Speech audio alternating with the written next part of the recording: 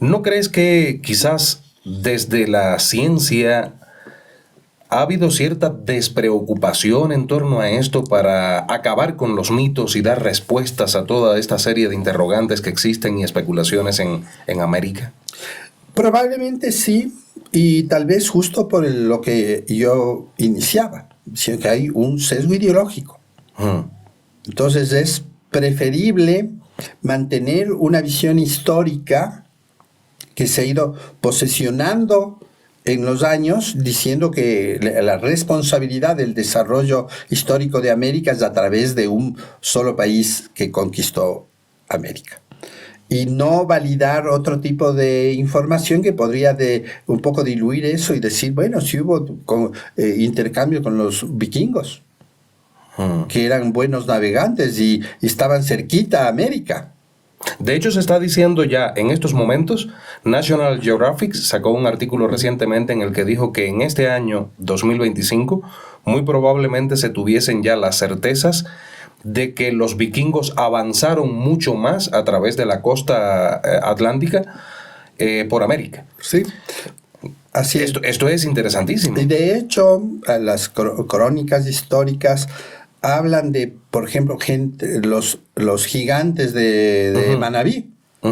Decía, bueno, ¿y de dónde aparecieron los gigantes de Manabí? Y esta población también especial, y dejaron huella genética, pero dices, atractivo, pero datos de ADN, claro. No hay datos del ADN.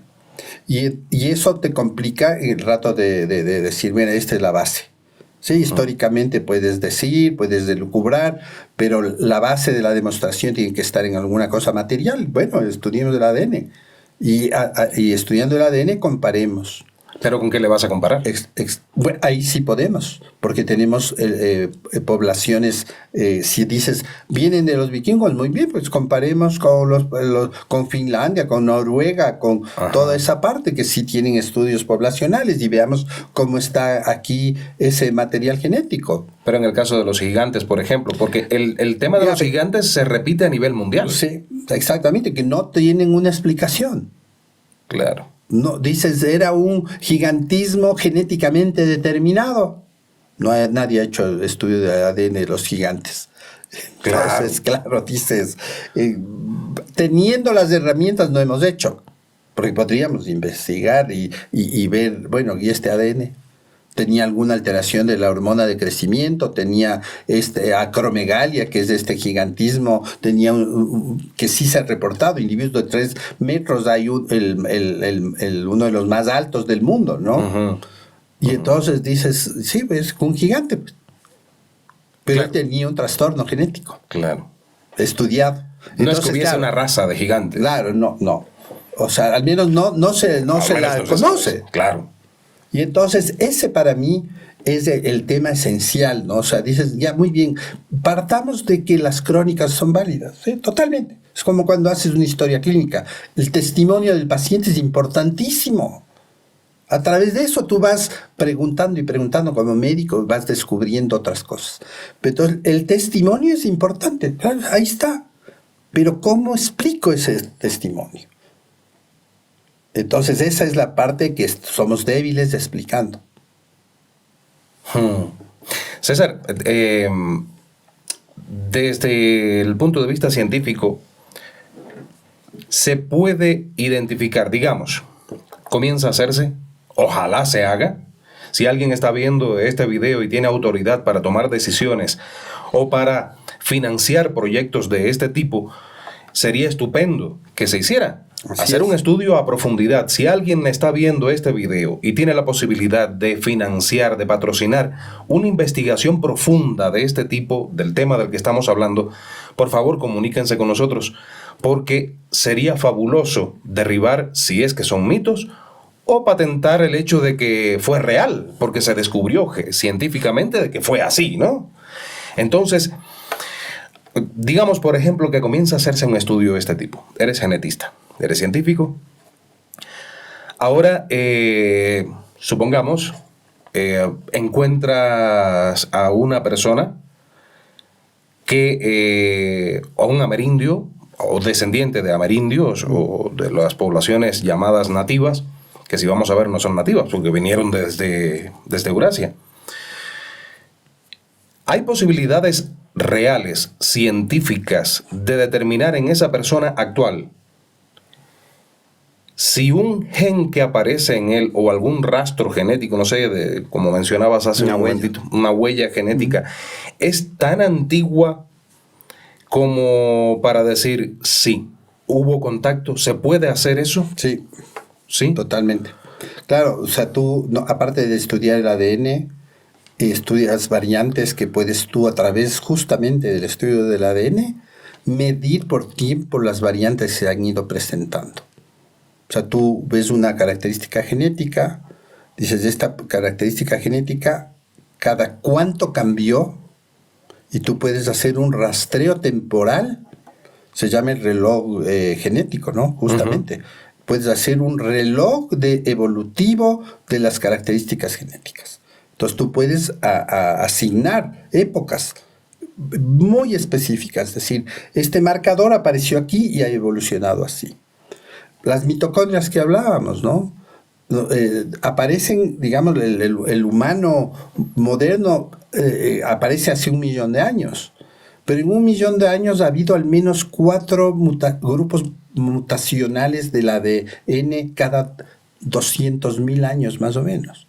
Entonces uno puede rastrear, decir, mira, hace 800.000 fue esta mutación, hace 600.000 fue esta, hace 400.000 esta, y esta es la que tenemos ahora. Entonces puedes hacer un reloj molecular y decir, sí, efectivamente esto está así. Entonces, claro, cada vez las herramientas que tenemos de análisis de ADN son cada vez más precisas, justo porque entendemos mejor el genoma, entendemos cómo ha ido variando, y tú puedes asignar. Tanto asignas tiempos como características, decir, mira, esta población ya tenemos por eso es importante tener una base de información genética para poder comparar. Entonces dices, encontré esta variante ¿en dónde está? ¿Con quién puedo compararla?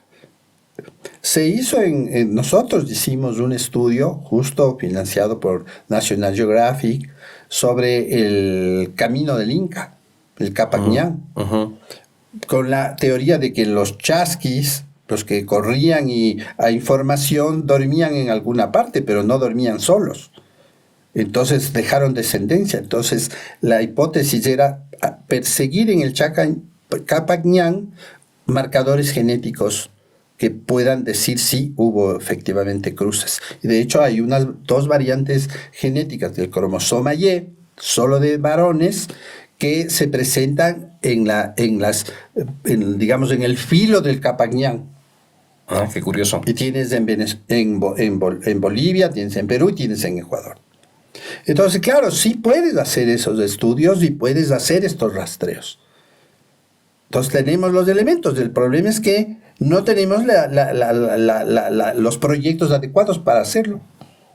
Claro. Y es muy costoso hacer un estudio tan profundo en la zona andina. Lo que pasa es que tienes procesos complicados. O sea, el primero y el más difícil es que te den el permiso para hacerlo. ¿Por qué? Tú presentas el proyecto de investigación de marcadores genéticos de la población tal o en las poblaciones tal, y oyen, marcadores genéticos, ADN, genes, no. Eso es privado, no puede ser. No podemos dar permisos para estudios de poblaciones. Tiene que hacer el consentimiento informado poblacional de las comunidades que vayan a estudiar, más el consentimiento informado personal. Como hay este prejuicio y miedo de que el estudiar el ADN está atentando contra tu privacidad, contra tu individualidad, es difícil que las mismas poblaciones acepten hacer los estudios. Y los estudios que se han hecho son más bien estudios restringidos, pequeños, y por tanto los datos también son pequeños. Entonces, para hacer una cuestión así, que yo siempre he dicho, tiene que ser como una política de Estado, saber nuestro genoma, para saber a qué nos enfrentamos, cómo vamos a aplicar la medicina de precisión en la actualidad, qué marcadores genéticos tenemos para que tal fármaco nos sirva o no nos sirva. Tenemos que tener como una política pública el hacer el estudio y quitar estos mitos de que nos van a quitar algo al hacer el estudio del ADN. Si tú tienes las medidas éticas y adecuadas de seguridad, si están anonimizados, si tienen la restricción de acceso y es solo para este estudio, entonces, ¿por qué no hacerlo? El problema es que pasar los filtros de los comités de ética nacionales, del Ministerio de Salud, de los pueblos mismos indígenas, es complejo. Y esto ahuyenta la inversión y los estudios porque son costosos. Digamos que una sola prueba para hacer un buen rastreo estará costándote unos $800,000. Entonces dices, claro, voy a hacer 1,000 personas, ¿de dónde me saco ese dinero? Y ese es una de las limitaciones que se tiene para hacer los estudios poblacionales. Y en nuestros países tenemos este sesgo, no sé, de política pública, de que no puedes estudiar el ADN. Eso no. Entonces, nosotros nos han bloqueado proyectos así, ¿no? O sea, pues dicen, no te podemos autorizar proyectos poblacionales de genética. Bueno, pues qué pena por ustedes.